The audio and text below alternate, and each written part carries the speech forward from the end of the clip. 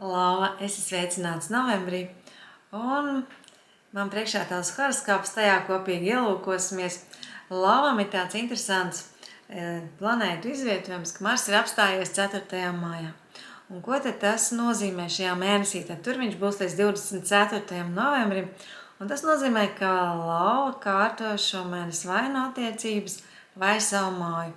Un es ieteiktu labi iekārtot māju, kaut vai nodarboties ar interjeru, kaut kādām pārmaiņām, jo citādi var gadīties, ka būs strīdi, jo mēs zinām, ka Mars tāda diezgan konfliktējoša, pilna ar enerģiju planēta, kur šo enerģiju kaut kur vajag virzīt. Tātad pārbūvējiet māju, remontējiet māju, labi iekārtojiet māju, vai arī būvējiet savas attiecības apzināti. Apzināti tās pilnveidojiet, lai nav šomēnes strīdi, pakontrolējiet sevi.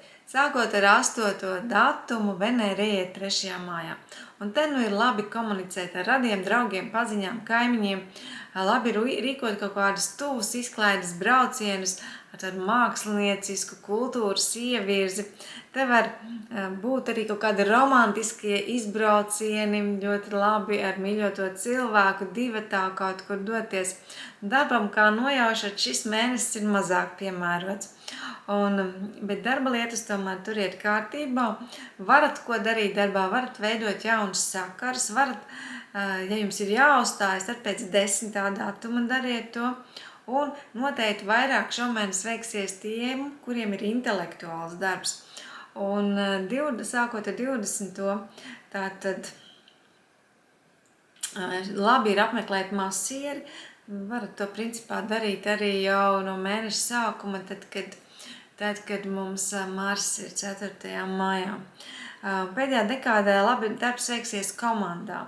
Komandā jūs varat arī izveidot kaut kādu jaunu darba grupu, un it sevišķi pēc 27. datuma, kad pilnīgi skaidrs, ka jūs varat satikt cilvēkus ar vienādiem uzskatiem un interesēm, un šo darba grupu ir izveidot patiešām viegli.